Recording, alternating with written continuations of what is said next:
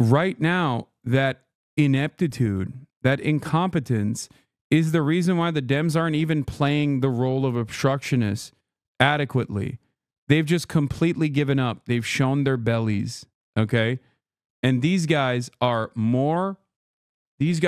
infinitely more predisposed with shitting on some imagined leftist movement that could have carried Kamala Harris across the finish line when the evidence suggests that it would not have. Okay?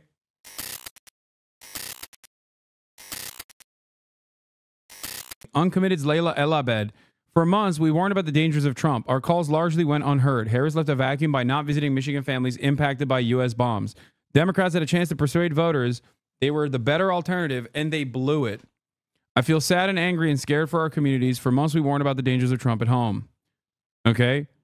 Harris left the vacuum by not visiting Michigan families impacted by U.S. supply bombs to help create a permission structure for their trust, while Trump visited Dearborn and filled the community in despair with lies. Trump's illegal calls for ethnic cleansing are horrific. But as on so many other issues, Democrats had a chance to persuade voters they were the better alternative, and they blew it.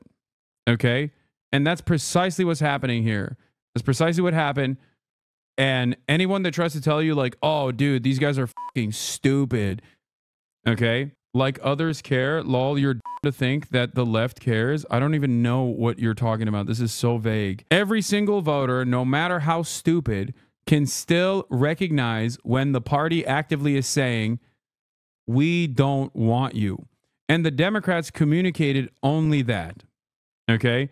Maybe because of the shame that they felt in their hearts, if they're capable of feeling shame, because they were literally killing their immediate family members, or whether because they just simply did not care and foolishly thought they could win by creating a neocon Liz Cheney coalition, or whether it was because they wanted to lose, because they don't care if Donald Trump wins, because Donald Trump will advance the agenda of American empire, and they'll be able to sit there and collect money from campaign contributions by pointing to all the awfulness that Donald Trump is contributing to American existence. Okay? Are the progressives regretting staying at home on election day yet? I don't think you understand. The people in this community are not the people that you should be trying to talk to. Okay? This is a community that is incredibly active in politics, in American politics, and incredibly tuned into American politics. This is a community where many people voted for Kamala Harris in spite of their better judgment. Shut the fuck up. Stop imagining that didn't go out and vote. You know who doesn't vote? Most normal people who don't hear anything from their fucking party about improving their lives. Not just on Gaza, by the way. It's all the Democrats' fault, right? We told everyone who Donald Trump was. They still voted for a criminal. This is such an idiotic conversation to have over and over and over again. And this is the reason why Democrats lose. This attitude that the Democratic Party is entitled to the votes of Americans, no matter how inept they are, is literally why they keep losing. And I keep yelling about this over and over again, as I did throughout the entire election cycle. And virtually every single person that came in here and said, Hasan, wow, it seems like you're negatively impacting the Democratic Party's turnout by saying that they should listen to the needs of the masses and communicate actively in how they can improve the needs of the masses, and separate themselves from Joe Biden, for example, because he's historically unpopular and old and decrepit, okay? That argument was correct. Live with your choice. I'm happy Trump got elected. Reap what you sow. Well, there it is, okay? This is the reality. Reap what you sow. I'm happy Trump got elected. Reap what you sow is exactly the problem here. The only people that actually maintain this position are people who don't care about these issues aside from making their team win, because you are most likely a wealthy, elitist, entitled, bi-coastal liberal who's not going to be impacted by Donald Trump's decisions. So you have the safety and security to say, well, my team lost, so you. I'm happy that Donald Trump is being violent. That is the issue at heart here. I care about the issues. I care about the people that are impacted. I don't want the Democratic Party to advocate as a lighter version of the Republican Party. I don't want the Democratic Party to be the diet Republican Party. I want the Democratic Party to be an anti-fascist party. I want the Democratic Party to be a party that actually works to help American people, okay, to do what is right. But unfortunately, the Democrats misjudge their base of support. They think it's people like that. It's people that just have partisan loyalty for no reason other than the fact that they just want, you know, their party to fucking win, and spite-based politics. They think that that is the base. That is not the base. Go yell at some fucking Republicans, ass. Why are you openly admitting that you like that Donald Trump is going to be violent and awful? Anyway, and it's crazy.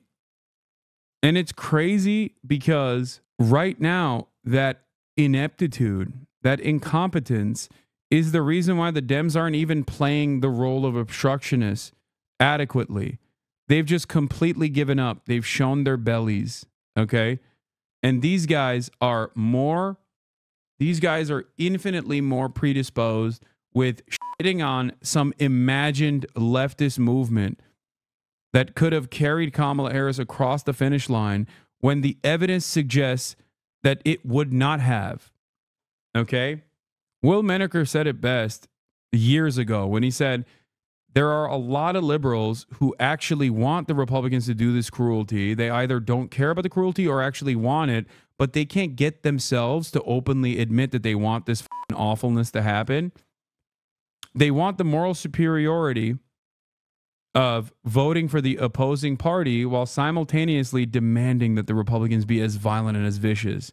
They carry the same level, they say the same kinds of resentment. But when the Republicans do it, they can sit there and say, oh, I hate that the Republicans are doing this.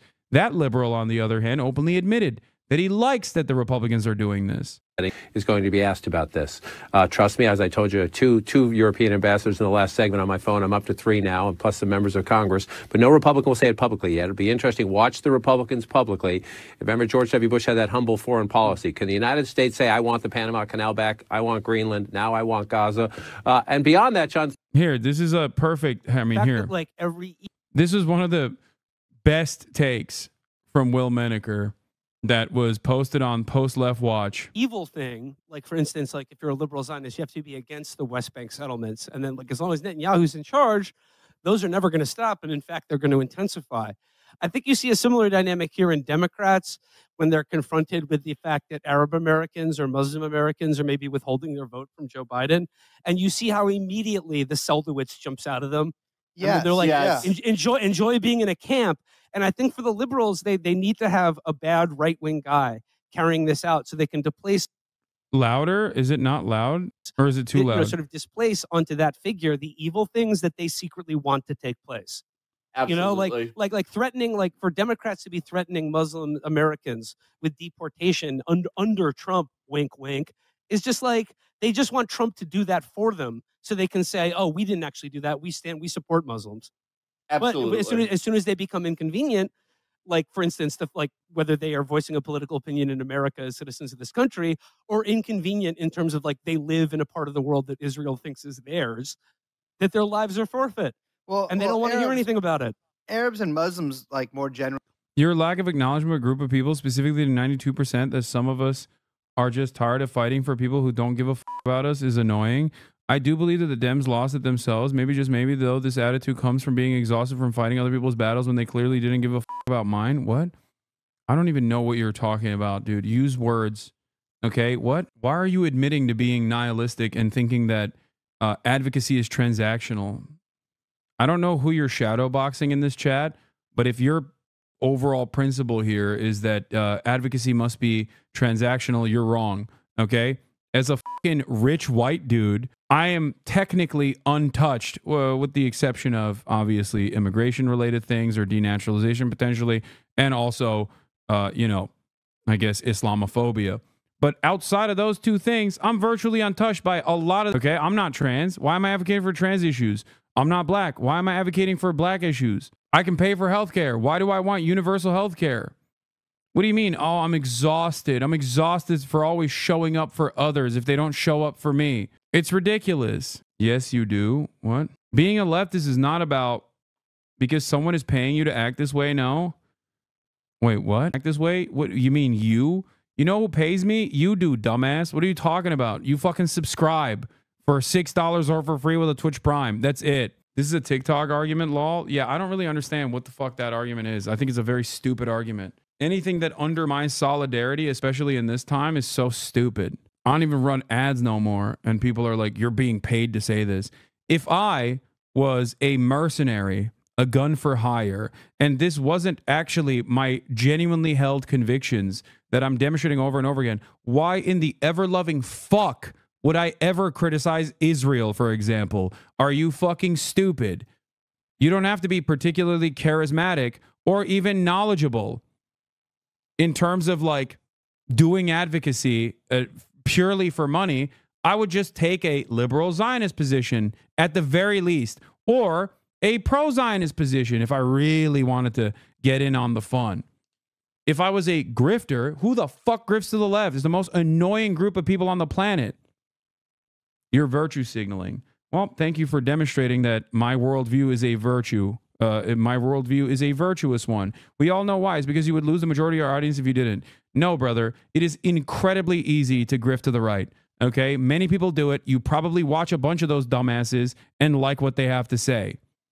Okay? I expect you will be harshly targeted soon, and the coverage of Gaza and other things will be fought with censorship if they're willing to deport Americans for shutting the free media. Yes. I worry about that for sure.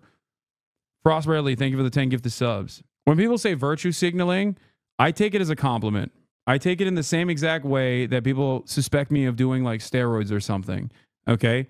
I clearly don't, but that means that you think, you know, I'll put some decent amount of work in here, that you think that I was like medically enhanced. So great. I love that. When you say virtue signaling, that means you are recognizing that my advocacy is virtuous, that there is virtue in the things that I'm advocating for, even if you disagree with it and you think I'm doing it cynically. So awesome. Thank you. I'm not doing it cynically, but that's great that you at least recognize that this is the correct position to have. So why don't you also try to understand why this is the correct position to have? Because clearly you believe it. Deep down inside, there's something in there, okay? Deep down inside, there's something in there that says, well, this seemingly is the right position, the morally correct position. Oh, you just want to be on the right side of history. Okay, well, it takes $0 for you to be on the right side of history too. Future Bureau, goddamn. Thank you for the 25 get the subs. And His Malted Majesty, thank you for the 20 gift the subs. Teehee taking clips. This is basically the worldview of every liberal. They think everything is virtue signaling and are on the timeline and crashing out right now, acting like they give a fuck about Gaza before Trump got in office. I'm so fucking tired of this shit, man. They only care about it to spit in the faces of people who didn't fall in line. The team sport shit is insane. Yeah, except the team isn't even giving you anything. Like, Democrats act like they care about the difference in administration between the Republican Party and the Democratic Party, but then they say it's actually good. You're going to fuck around and find out. You're going to learn today what it's like when you don't vote for the Democratic Party. Oh, so you don't care about the difference in administration between the Republicans and the Democrats at all then?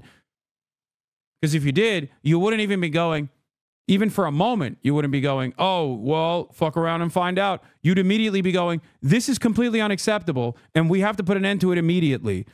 Not taking advantage of the violence and the cruelty itself. That's it. Yeah. Also, coming in here and saying like all this shit when my position that is demonstrably unpopular in mainstream media, my position on Israel that is demonstrably unpopular in mainstream media, at least until now, until Trump came into office, and demonstrably unpopular by organizations and institutions that have led to a year-long harassment campaign and the worst, most bad faith smears that I've ever encountered in my entire fucking political career by institutions that also have like some semblance of legitimacy in mainstream public, like the ADL, in spite of the glaringly obvious reality that I've spent the past decade targeting and combating anti-Semitism, is a clear-cut indication that this kind of attitude, this kind of sentiment is not done for a pure grift, okay? It's infinitely easier to grift to the right. Everybody understands that. If you're even remotely liberal, I think you recognize that. I could just be sitting up here talking about how titties are getting smaller in fucking video games and get a much larger audience, as a matter of fact, who never question anything that I say. The reason why I advocate for these things is because I believe in them. That might be very hard for you to comprehend. Everyone who didn't vote for but the only thing you're demonstrating in that situation is your own cynical, nihilistic attitude, your own incredibly self-interested opinion that you can never advocate for something bigger than yourself, that you can never actually push for people, that you can never advocate for causes that don't impact you directly. That's all you're saying. That's all you're saying to me. And I hope everyone else can also understand that as well. Yeah, remember when XQC said that it was weird that I was always on the right side? I do remember that. Kamala Harris because of Palestine. Are you happy now? Is a sentiment that I keep hearing from no doubt well-meaning but ultimately mistaken people on the left who do not seem to understand that Kamala Harris did not lose because of Gaza. I need to be abundantly clear about this. Objectively, had every single person who voted for Joe Biden in 2020 also voted for Kamala Harris in 2024, she would have still lost. People don't seem to realize this, so let's go over some numbers real quick. Nevada, Joe Biden got roughly 32% of those eligible to vote to turn out to vote for him, whereas Trump got 33%, so he would have still won. Again, it's very close, but Donald Trump still got a higher percentage of eligible voters to turn out to vote for him. In Pennsylvania, Joe Biden got just under 35% of the state to vote for him, whereas Trump got 36%. In Wisconsin, not only does Biden get a smaller portion of the state than Trump, but he also gets a smaller portion of the state than Harris. Every single person that voted for Joe Biden in 2020 also voted for Kamala Harris in Arizona. She would have still lost Arizona because Trump got a larger portion of the state to vote for him than Joe Biden did. In 2024, Trump got a higher percentage of the state than 2020 Biden did in Georgia and in North Carolina as well. Meaning not only would he have still won, he would have still won every single swing state. Not when you look at this by number, but when you take into account any changes in population. You might be like, wait a minute, didn't Joe Biden get like 81 million votes? So how is he also losing to Trump? Because we have a dumb thing in this country called the Electoral College. It doesn't really matter how many votes Kamala Harris lost, it just matters where those votes came from. Kamala Harris lost votes not in the swing states, but in places like California. She lost 2 million votes. New York, she lost 600,000 votes. Texas, she lost 500,000 votes. Or Illinois. By the way, I told you California was going to be devastating, didn't I? Also lost 500,000 votes. Yes, had she got the exact same 81 million votes, Kamala Harris would have still lost. This isn't like 2016 where Donald Trump just happened to win because nobody turned out to vote. This is a case where Donald Trump won because a lot of people wanted to give him a second chance. He even outperforms 2008 Barack Obama in states like Pennsylvania. Doesn't mean I don't understand those people's anger and frustration. I do, but we need to be honest about why we lost here. We did not lose because of Gaza or because of people protest voting. We lost because of Trump. The statistics might be a little off. Well, I missed it.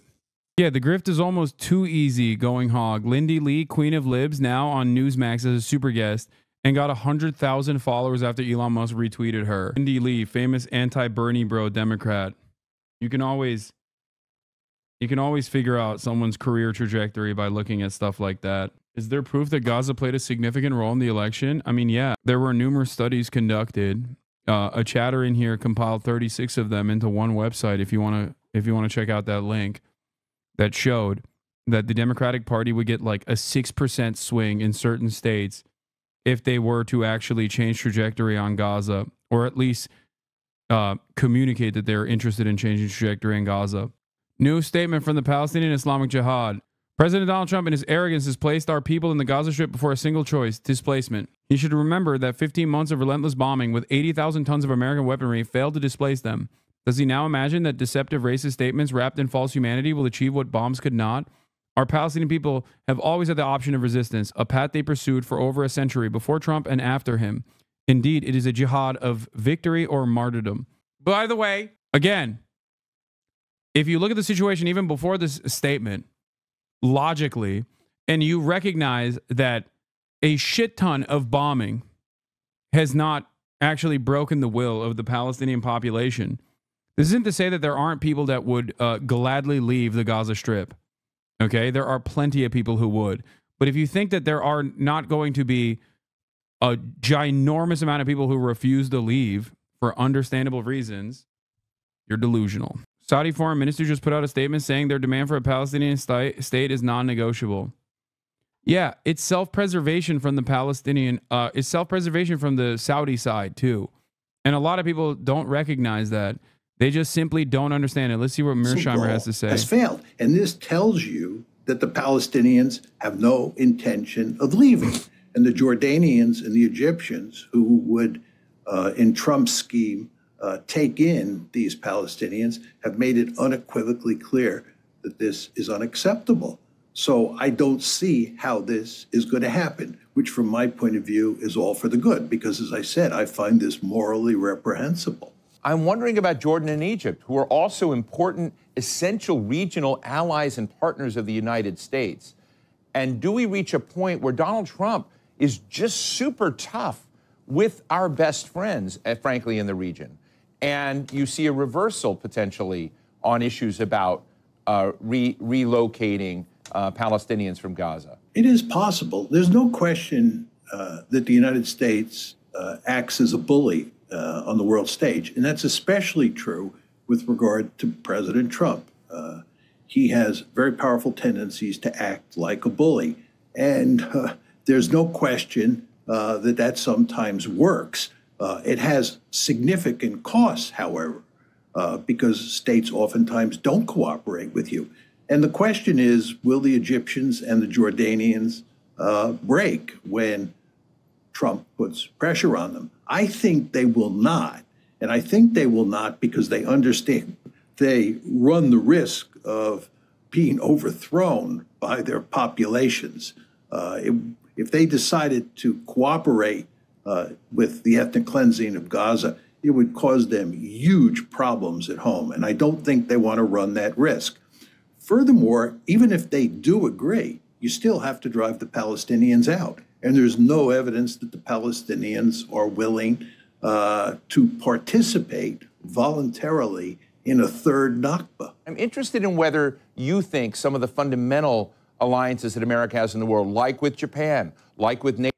What's up? Marge is here. Mearsheimer is a HasanAbi head. You're insane, chatter. Let me turn off the, oh wait, laptop camera. Boom, boom, switching over. Okay. You're good to unplug. This is a very March fit. You like it? If it's not black and white, but you know, it's not black. I feel like you'd be wearing an all black fit. Tunnels is strong if in the forest of Vietnam. Wait, what? You're committed to shutting down the war in Ukraine. You have to work closely with your European allies. And again, slapping them around doesn't solve the problem. It just exacerbates the problem of shutting down the Ukraine war. And with regard to Canada and Mexico, they are our neighbors. We have a vested interest in having good relations with them. We have a lot of coercive leverage over them because we're really powerful. But humiliating them at the same time we're trying to get our way is not the way I would bargain or deal with either Canada or Mexico. If China is the big challenge, and you're like trying to onshore and reshore manufacturing back to America, bring back capacity, or look at friendshoring, don't you need friends for friendshoring? Yeah, you absolutely do.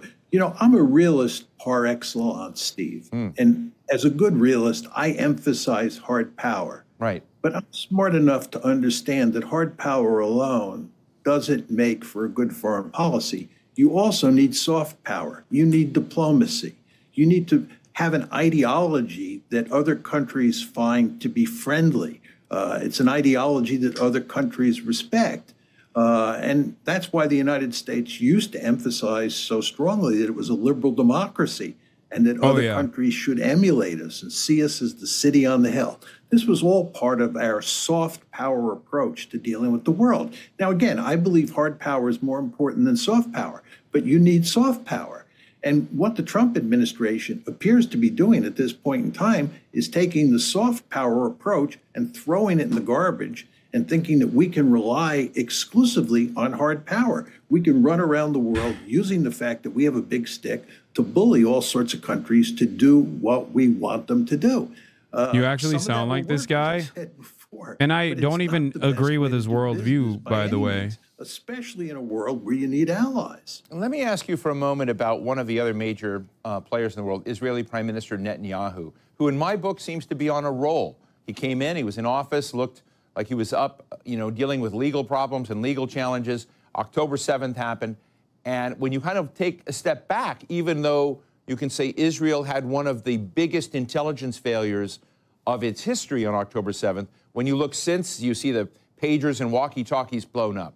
You see the Hezbollah network essentially blown up. You see Hezbollah and Hamas leadership decimated, assassinated inside Iran, and you see the fall of Bashar al-Assad in Syria because of the lack of support of some of his allies like Iran and Russia. And when you look at that and the way in which the Middle East terrain has changed for Netanyahu, would you agree with me that Netanyahu is on a bit of a roll right now?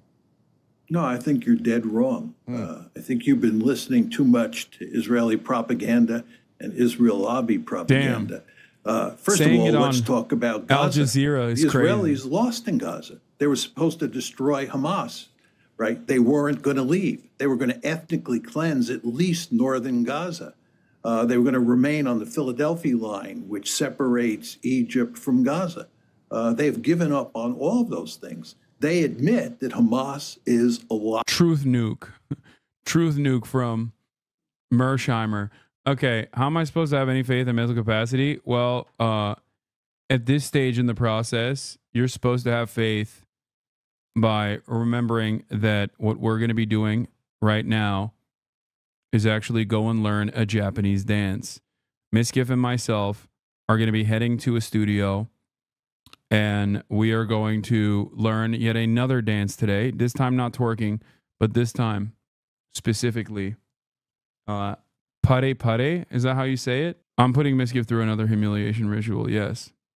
Para para. Yeah. I'm still going to be absolutely destroyed, obviously. Miskiff's probably going to defeat me. That's a pin from the Communist Party headquarters.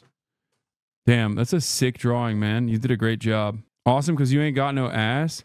That's crazy. And then if we have time,